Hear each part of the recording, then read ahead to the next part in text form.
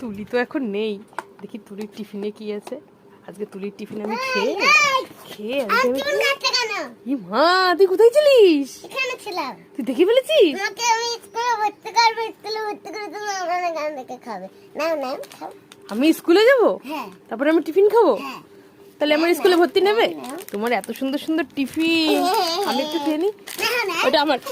শোন শোন শোন শোন এই শোন, দাঁড়া, তো টিফিন খেয়ে নিলাম, যা। এই যে কি খাবার এটা, দেখি দেখবে হাতি ঘোড়া। কই দেখি। ই মা,